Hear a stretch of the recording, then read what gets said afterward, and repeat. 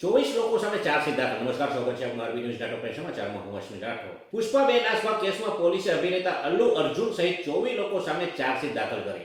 ચીની ટ્રેને તોડ્યો world record. માત્ર 2 સેકન્ડમાં 700 કિલોમીટર પ્રતિ કલાકની ઝડપ પકડી. તો બીજી તરફ ચીને રોડ માર્ગમાં પણ નવો રેકોર્ડ બનાવ્યો, જેમાં ચીને બનાવી દુનિયાની સૌથી લાંબી એક્સપ્રેસવે ટનલ, જે 4 કલાકની સફરને માત્ર 20 મિનિટમાં પૂરી કરી દેશે.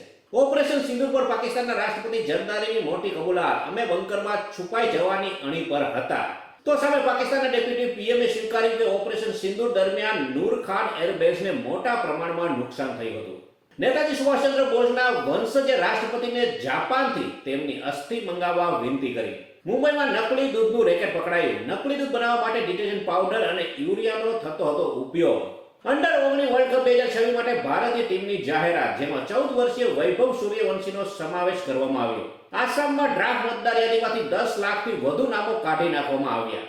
અમેરિકાના પશ્ચિમ ગ્વાટેમાલામાં ઇન્ટર અમેરિકન હાઈવે પર બસ ખાઈમાં પડી જતા 15 લોકોના મોત. તો આ હતા ડોક્ટર ન્યૂઝ અને હું હતો આપની સાથે અશ્વિન રાઠોડ. જય હિન્દ, જય ભારત.